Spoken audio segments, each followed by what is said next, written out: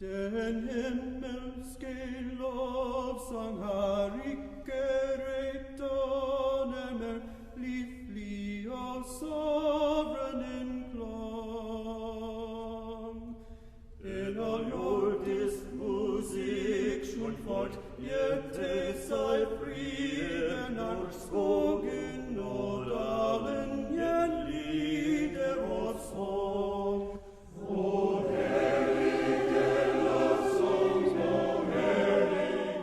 At Augsburg College, we believe we are called to serve our neighbor. It's our bold vision for the 21st century, but it's a vision that has come up and out of our history as a college. And this vision, which we claim as very real and concrete in our daily life, is also a vision that we find illustrated throughout the history of the college. Augsburg was the first seminary founded by Norwegian Lutherans in America. Augsburg opened in September 1869 in Marshall, Wisconsin, and later moved to Minneapolis in 1872. August Venus was Augsburg's first president. Professor Venus recruited two teachers from Norway, Sven Oftedal and Georg Sverdrup. These three men clearly articulate the direction of Augsburg: to educate Norwegian Lutherans to minister to immigrants and to provide such college studies that would prepare students for theological study. In 1874, they proposed a three-part plan. First, train ministerial candidates. Second, prepare future theological students. And third, educate the farmer, worker, and businessman. The statement stressed that a good education is also practical. This commitment to serve the neighbor has its roots in Norway. It's about paying attention to the world around you and being ready to serve that reality. I think a good way to get into it is to talk about the similarities that we see in the tradition that they brought in the 1860s and what we have today. And for me, the major similarity has to do with place and with purpose in a particular place. When Minneapolis really starts to take off is after the Civil War. And many of the leaders understood that there would be a huge influx of Scandinavians. And one of the mayors understood, one of the leaders in town understood that it would be good to have a school here. And so he began to talk with Ole Paulsen, who's considered the grandfather of Augsburg. And Ole Paulsen began pushing for the land in Cedar Riverside to become a place for this college that was now in Marshall, just starting at Marshall, Wisconsin. Leaders did know that here was going to be the center of Scandinavian life and culture, so they wanted to have this Scandinavian college here. That made the Cedar Riverside Avenue what was once called Snooze Boulevard, a very active and culturally significant place. Before the founding of Augsburg Seminary and College, there was the reality of life in Norway. The founders of Augsburg were shaped by their experience there. But when they came here from Norway, they came seeking freedom and seeking a place to establish the free church. Now, most of the people who were involved in the founding of Augsburg College were people who had been involved in those movements in Norway. The awakening in Norway first came with the work of Hans Nielsen Hauge, who was a lay evangelist who had an experience in 1796 while he was plowing the fields. He had this experience that absolutely, utterly changed him. He said, once after that, I felt as though I was in communion with God.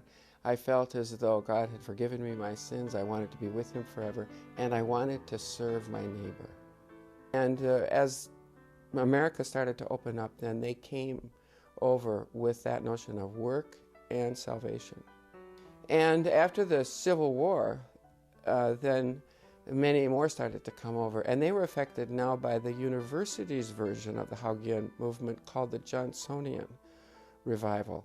And that was by a man named Johnson, who taught at the University of Oslo, and he took Haugeanism and made it available to the intellectuals, because it had not been an intellectual movement at the time. And Sverdrup and Oftedal were at school in Oslo when he was doing this. Georg Sverdrup was very much aware of these freedom currents, you might call them, in the mid-19th century in Norway. And they were parallel with Norway's entire struggle to become autonomous and get away from Sweden. The notion of freedom was at the heart of the struggle, both in the church and in the political world. The early leaders of Augsburg were active in that struggle. Georg's grandfather's brother, the first Georg in our history of the Georg Sverdrups, was actually one of the men who was sent to Eidsvoll as a representative to write the Constitution in 1814.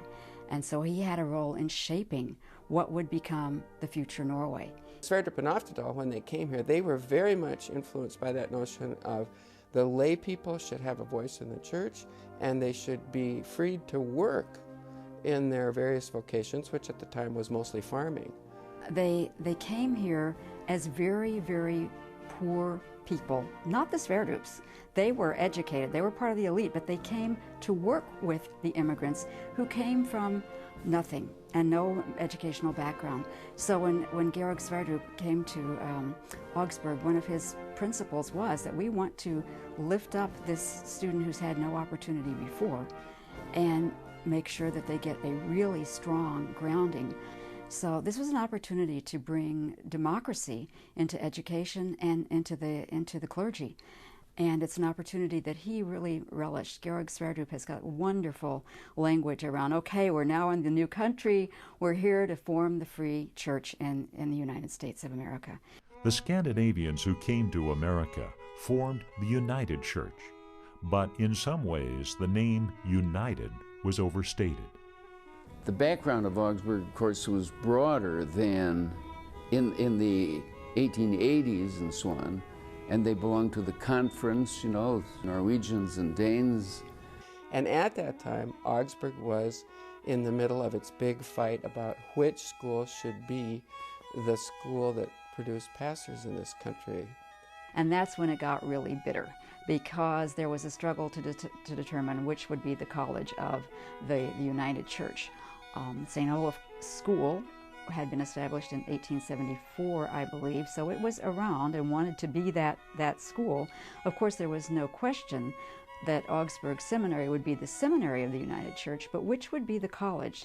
So during this upheaval, while Augsburg was trying to find its place, in 1893 they left the United Church and became what they call the Friends of Augsburg. So actually Augsburg founded its own synod rather than the other way around. And so then Sverdrup and Oftedal had to go around and get students who were committed to their understanding of producing pastors for this lay-centered church. The founders of Augsburg were highly principled people, and the principle of freedom was foremost. Sverdrup and Oftedal had come to this country with a dream of creating a Norwegian Lutheran church in America that was fit for the American set of ideals, and that was freedom. Freedom, that was one of their big words. And they didn't want a church that was dominated by the leadership of pastors, clerically heavy. And they wanted lay people to be free. So that was their big word. The social consciousness of Augsburg comes because it has this pietistic background. And that's hard for people to understand because that particular movement seems conservative in this country. But in Europe, the pietists are the liberals. That's what the Sverdrups were. They were the liberals. Those early Norwegian immigrants were poor, struggling hard to get on their feet, trying to build a new life. Many settled in the Cedar Riverside neighborhood. That kind of immigrant sensibility is not apparent to us anymore in the Norwegian community, but it's very apparent in the new immigrants that we see throughout the Cedar Riverside neighborhood. You know, they call this Little Ellis Island, and I think that's very apt because after the Danes and the Germans and the Czechs, Bohemians moved on, now we get the new wave, and we've got Latinos, and we've got the Somalis, and so it's still very much a place where people come to start over.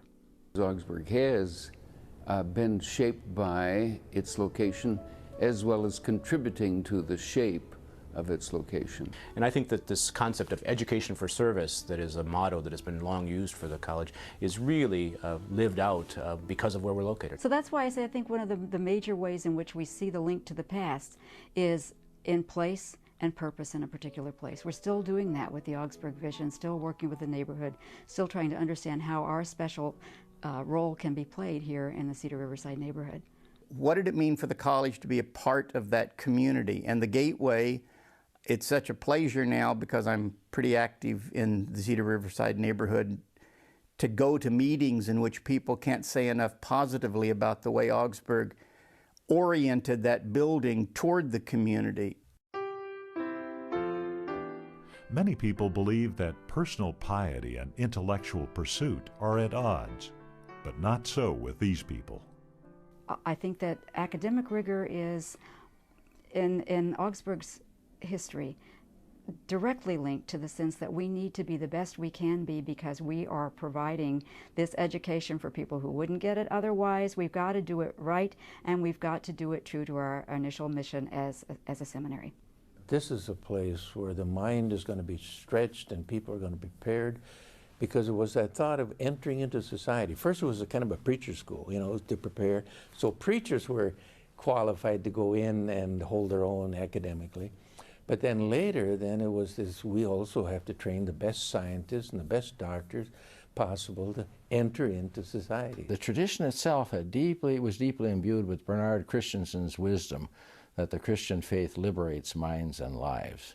I think it's still important. You have to think about what the world is like and about your place in it. This faith was an experienced faith, personal but not private. They were evangelical, but they were not fundamentalists. The emphasis was on faith as something you experienced, God as someone you knew. A deep conviction about the centrality of the gospel of Jesus Christ. No compromise on that. But then a confidence that that had a rugged task that it set us to in the world, that it wasn't to be also nervous and protective. What I marvel at is the considered risks that Joel Torstenson, that Bernard Christensen, that the Bataldens, who embody that kind of tradition, just reached out to the world and the community and offered their best thinking as well as their best service. The strong connection between faith and learning, and our belief that you actually can't separate those two things, and I think you'll find that also to be a very real part both of our history and of how we teach students today. So when Augsburg says now we believe we are called to serve our neighbor, it goes deep in the tradition. It is consistent with a sense of Christian vocation and engagement with the world that Christ loves. It's finally about, what do you know that's useful? What do you know and can do that helps our society be a better place, a more fair place, a more just place? The fact that we live in the most diverse zip code between Chicago and Los Angeles gives us wonderful opportunities every day to know our neighbor right in our own neighborhood. But it also is an illustration that we believe that our neighbors live throughout the world. And in fact, Augsburg's connections through its Center for Global Education to Namibia, to Mexico, and to Latin America give us daily reminders that our neighbors are not just here, but they are all around us. And we take that vision very seriously. We believe we are called to serve our neighbor. Joel Torstenson, farm boy, grew up in western Minnesota, ran farmer co-ops, understood the call of the college, and I think it harkens back to the Free Church. It's all about community. They built all these institutions that we couldn't possibly support today. You have the hospitals, you have the Ebenezer Home Society, Lingblomston, just here in this area, Fairview, the Deaconess Hospital, Lutheran Social Service. I mean, all of those things, they just built as a matter of course. That's what you do for your neighbor. I think that it comes to expression again in certain people. I think of Karl Krislock. Under his teaching, a number of people became engaged in the political process. I think of Martin Sabo. Martin Sabo was a student of Karl Krislock. Really, all of our education, both in the classroom, outside the classroom, on campus, out in the community, is about helping our students to discern and understand the calls they have to life in the world. The understanding of education for service means that education needs to be accessible. When we talk about access today to populations that have been traditionally underserved and underrepresented in the academy, we're not talking about something that's very different from what we saw in a century ago in this access for farmers and sailors, and maybe for recovering alcoholics who came from Norway, where there was a lot of hard drinking because it was hard times. And they came and they reformed and they went to college. But you know, our programs today, for example, Step Up, which is for students who are recovering from chemical dependency, or the Class Office, the programs for students who have learning and other emotional disabilities. These are populations that we really want to serve. Why don't you tell my friends I'm coming too? When it was a real moment for me when they hired me and said, you know, help us integrate the college. And so it became my job with a couple of other people to really work with this. Access to higher education has been a hallmark of Augsburg from the beginning and was demonstrated by the admission of women in 1921, and now even more evident in the support programs for students of diverse cultures. First generation, we have 2 federal grants from the TRIO program in Washington that allows us to encourage students who otherwise would not come to college to be part of our student community. So I think that goes directly back to the concept of access that Augsburg had in its founding years. To my knowledge, I think Augsburg was the first in this area, delivered college degrees in prisons.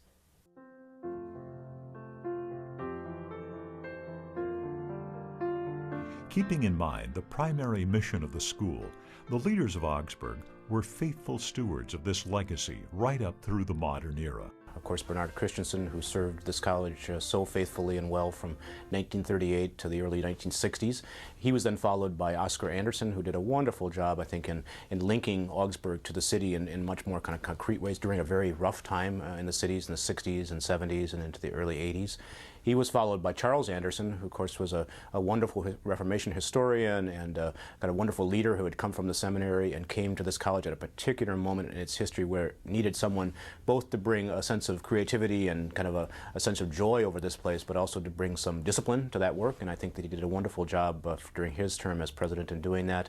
And then my immediate predecessor, William Frame, who came here in 1997, and for his 9 years just did a wonderful job both of shaping the vision for this institution and bringing voice to it in a way that I think is very much a gift to me, but also helping to take all of the kind of wonderful trajectory of this college in enrollment, in its finances, in its facilities, and helping to bring some shape to those. And so I inherit this wonderful gift of Augsburg College at a point in its history where many of the ways have been prepared for us, and we now have this foundation upon which we build for the future.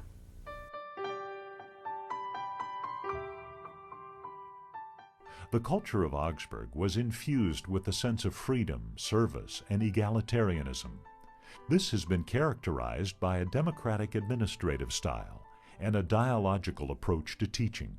I have experienced really a laboratory that was open for us to try different things. For me as a teacher and in the faculty development work that I've done here for years, it's just so important to see the democratic impulse in the college, the sense of serving the student that you get in front of you, and the commitment to high-quality education, because you owe it to these people to give them the best start that you can. The college has had mottos at different points in its life that have really stood for important commitments that it have. If you go back to the original seal of this college, written in Norwegian on that seal around a picture of Martin Luther, is in fact John 1:14. Ordet ble kjøtt. The Word became flesh. And there the focus is really on the Word, and it's on the living Word in the person of Jesus Christ. And what a wonderful reminder that every day this college is seeking to make the Word flesh here in our lives on this campus and in the neighborhood and in the world. Another important motto for this college, of course, was education for service, which we continue to use in so many ways, trying to think about how the education we provide here prepares our students for lives of service and leadership in the world. And then under George Sverdrup, we began to emphasize the motto, through truth to freedom. Which is this wonderful statement that, again, in that deep and confident faith, the truth that we know leads us, frees us to be able to serve our neighbor, to be hospitable, to learn. Christ has already died for us. We are already absolved of our sins. We are already free. That freedom is so vast that we at the same time are bound to serve our neighbor.